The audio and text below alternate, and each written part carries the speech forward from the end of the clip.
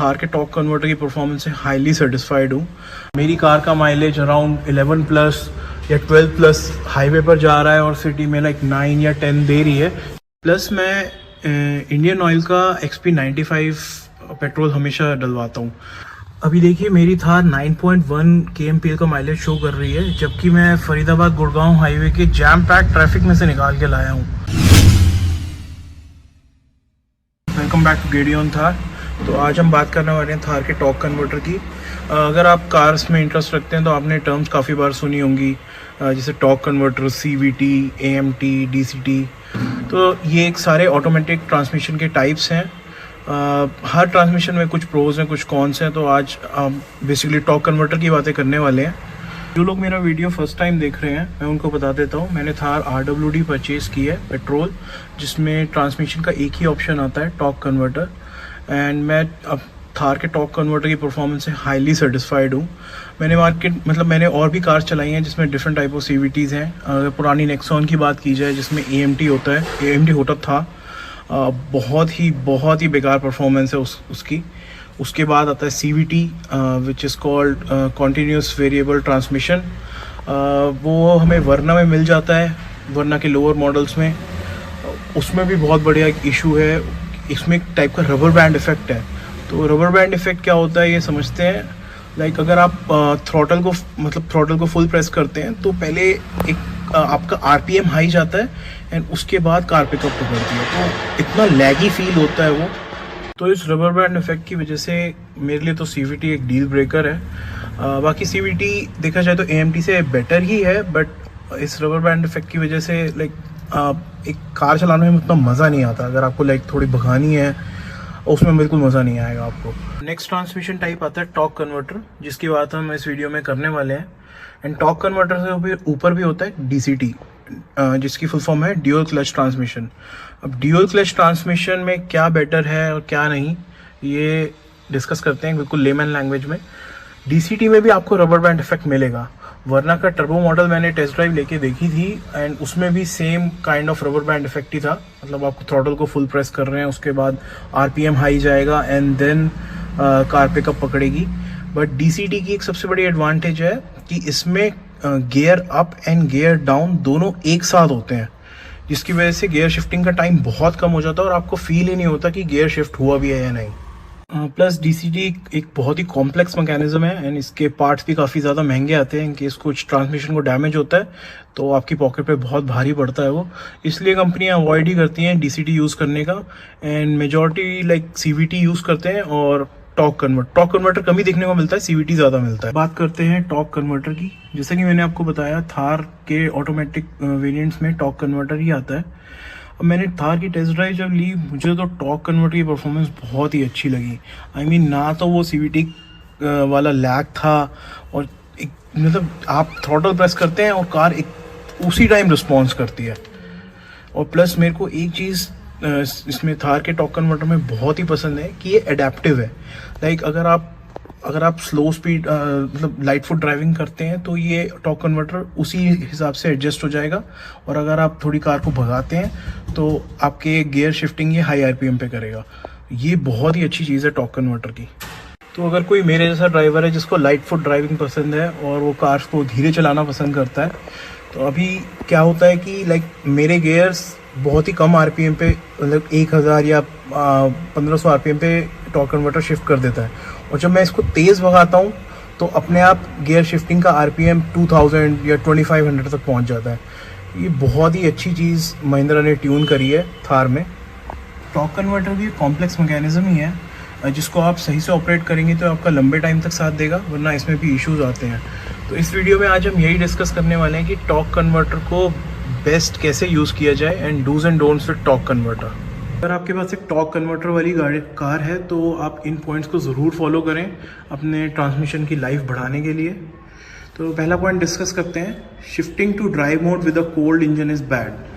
तो अगर आप अपनी कार को सुबह स्टार्ट कर रहे हैं या फिर काफ़ी दिन बाद स्टार्ट कर रहे हैं तो आई सजेस्ट आप इंजन को थोड़ी देर ऑन रहने दीजिए, लाइक एक मिनट या 1.5 मिनट। तो इनिशियली जैसे आप इंजन ऑन करते हैं तो थार का आरपीएम यूजुअली 1500 के अराउंड होता है और 1 मिनट बाद वो सेटल डाउन होकर 1000 आरपीएम पर आ जाता है।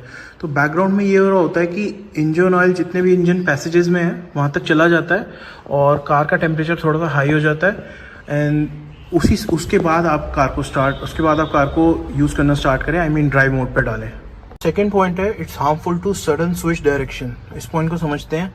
तो लाइक अगर आप ड्राइव मोड पर हैं और आपको न्यूट्रल या रिवर्स में डालनी है तो बेटर है आप कार को रुकने का वेट करें एंड देन रिवर्स मोड पे स्विच करें। अगर आप लाइक ड्राइव मोड पे कार चल रही है और आप चलती चलती कार में ही रिवर्स डाल देते हैं तो इससे ट्रांसमिशन पे बहुत ज़्यादा लोड पड़ता है और transmission I mean torque converter damage होने का चांस बना रहता है। तो अगर आप अपने टॉर्क कन्वर्टर की लॉन्जेविटी बढ़ाना चाहते हैं तो उसका बेस्ट सोल्यूशन यही है कि आप अपनी कार को कम्प्लीटली स्टॉप होने दें एंड उसके बाद ही ड्राइविंग मोड चेंज करें। नेक्स्ट पॉइंट है, don't goes down the hill in neutral. तो आप कहेंगे अगर हम पहाड़ से नीचे उतर रहे हैं बेटर है तो आप कार को न्यूट्रल में ही डाल लें, इससे माइलेज भी बचेगा। तो डेफिनेटली हाँ, इससे माइलेज इम्प्रूव होगा बट इससे आप अपनी कार पर कंट्रोल थोड़ा सा लॉस कर देंगे। आइए समझते हैं कैसे कंट्रोल लूज होगा। तो अगर आप डाउन हिल जा रहे हैं और आपको ब्रेकिंग करनी है तो आप कम्प्लीटली अपने ब्रेक्स पे ही डिपेंडेंट होंगे, जिसकी वजह से आपके ब्रेक पैड ज़्यादा घिसेंगे और जल्दी ख़राब होंगे। और अगर आप अपनी कार को ड्राइव मोड में रखते हैं तो उससे क्या होगा, इंजन ब्रेकिंग भी अनेबल होगी, आपको ज़्यादा ब्रेक्स नहीं मारने पड़ेंगे। तो अगर आप डाउन द हिल जा रहे हैं तो बेटर यही होगा कि आप अपनी कार को ड्राइव मोड पे रखें और न्यूट्रल में ना डालें। नेक्स्ट पॉइंट है, driving N automatic with 2 feet is dangerous. तो मोस्ट ऑफ द टाइम ये होता है कि आप अगर मैनुअल से ऑटोमेटिक ट्रांसमिशन पे शिफ्ट होते हैं तो आपको थोड़ा बहुत इशू तो आते हैं समझने में, क्योंकि उसमें हमारे पास क्लच, ब्रेक और एक्सेलरेटर होता है। यहाँ हमारे पास सिर्फ 2 ही पेडल होते हैं, which is accelerator and brakes. मैं आपको यही सजेस्ट करूँगा कि अगर आप मैनुअल से ऑटोमेटिक पे शिफ्ट हो रहे हैं तो डायरेक्टली ऑटोमेटिक को लॉन्ग रूट्स पे ना ले जाए, पहले एक मसल मेमोरी बनाए। आई मीन राइट फुट, आपको सिर्फ राइट फुट ही यूज़ करना है। अपने राइट पे अगर एक्सेलरेटर देना है तो राइट वाले पेडल को प्रेस करना है और ब्रेक्स मारने हैं तो राइट फुट से ही आपको ब्रेकिंग करनी है। तो अगर आप थोड़ा इसको प्रैक्टिस करेंगे तो एक मसल मेमोरी बन जाएगी which would be safe in future. Next point है, never rest either of your foot on the brake pedal.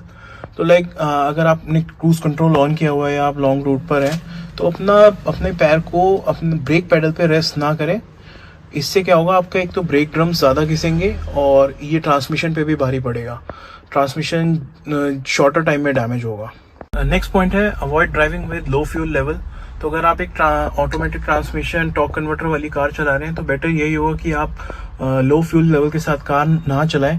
तो कई बार ये होता है कि जब कार का फ्यूल लेवल कम होता है तो वो एयर सक कर लेता है, जिसकी वजह से आपका माइलेज इम्पैक्ट होगा और साथ में ट्रांसमिशन, क्योंकि ट्रांसमिशन में भी हमारा फ्यूल जाता है और अगर एयर पॉकेट कहीं से भी बन गई तो वो आपका माइलेज भी इम्पैक्ट करेगी और साथ में ट्रांसमिशन भी। नेक्स्ट पॉइंट है, डोंट लॉन्च एग्रेसिवली। ये पर्सन टू पर्सन डिपेंड करता है। लाइक मैं तो कभी अपनी कार को एग्रेसिवली नहीं लॉन्च करता, मैं हमेशा लाइट फुट ड्राइविंग ही करता हूँ।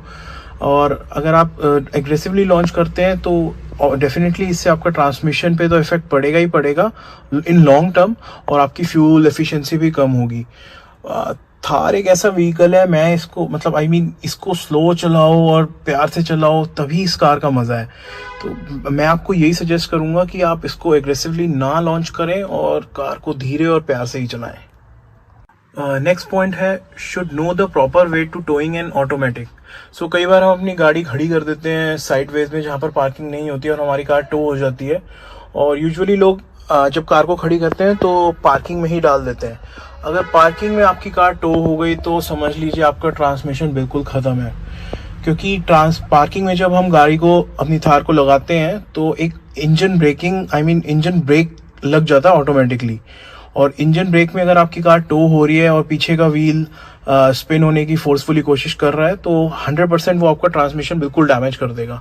बेटर है कि अगर आप अपनी कार को अगर टो करवा रहे हैं तो न्यूट्रल में ही करवाएं।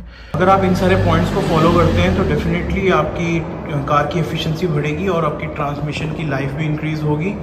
मेरे पास कुछ कमेंट्स आए थे कि हमारी थार RWD पेट्रोल से 7 का माइलेज शो कर रही है, और मैंने कि जैसा आपको अपने पिछले वीडियोस में भी बताया कि मेरी कार का माइलेज अराउंड 11 प्लस या 12 प्लस हाईवे पर जा रहा है और सिटी में लाइक 9 या 10 दे रही है, जबकि मेरी कार अभी जस्ट 353 किलोमीटर्स चली है और फर्स्ट मेजर सर्विस भी नहीं हुई।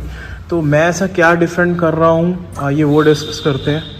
जितने भी मैंने अभी पॉइंट डिस्कस करे हैं वो सारे तो मैं फॉलो करता ही हूँ, प्लस मैं इंडियन ऑयल का XP95 पेट्रोल हमेशा डलवाता हूँ। अब XP95 नॉर्मल पेट्रोल से 5-6 रुपये ज़्यादा ही है, बट स्टिल इसकी एडवांटेजेस काफ़ी हाई हैं। एक तो डेफिनेटली इससे आपका 1-2 पॉइंट तो माइलेज बढ़ेगा ही बढ़ेगा। मैं इसको अपनी थार में भी टेस्ट कर चुका हूँ और अपनी नेक्सॉन में भी टेस्ट कर चुका हूँ। दोनों में मेरे को माइलेज एफिशिएंसी इंक्रीज़ मिली है विद XP95। प्लस आपकी इंजन नॉकिंग कम हो जाती है और इंजन की लाइफ हमेशा ज़्यादा ही आपको मिलेगी। माइलेज बढ़ाने के लिए आप ये 2 चीज़ें और फॉलो कर सकते हैं। एक तो आप अपना इंजन ऑन ऑफ का जो ये बटन होता है इस पर A लिखा हुआ है, इसको ऑन ही रखिए। इनिशियली मेरे को काफ़ी फ्रस्ट्रेटिंग लगता था ये, क्योंकि इंजन बार बार ऑफ हो जाता था अगर आप थोड़े टाइम के लिए भी गाड़ी खड़ी करते हैं। बट एक बार इसकी आदत पड़ जाए तो ये बहुत ही अच्छा फीचर है और आपका काफ़ी पेट्रोल सेव करेगा। और सेकंड चीज़ है लाइट फुट ड्राइविंग।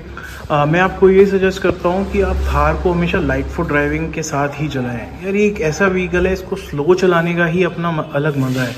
आप इसको फास्ट चलाते हैं, भगाते हैं, उसमें थार का उतना मज़ा नहीं है जितना इस कार को स्लो चलाने में आता है। आप ये 2 स्टेप्स डेफिनेटली फॉलो कीजिए और आपको 100% अच्छा माइलेज मिलेगा। अभी देखिए मेरी थार 9.1 kmpl का माइलेज शो कर रही है, जबकि मैं फरीदाबाद गुड़गांव हाईवे के जैम पैक ट्रैफिक में से निकाल के लाया हूँ। अगर इन स्टेप्स के साथ मैं इतने ट्रैफिक में MID पर 9.1 ला सकता हूँ तो थार से माइलेज निकालना कोई बहुत बड़ी बात नहीं है। प्लस अगर आप हाईवे पे ये सारी टिप्स फॉलो करते हैं तो डेफिनेटली 12 प्लस तो ईजिली मिल जाएगा पेट्रोल वेरिएंट में। थार से रिलेटेड और वीडियोस के लिए चैनल पर बने रहिए और चैनल को सब्सक्राइब करिए। Thank you, good bye.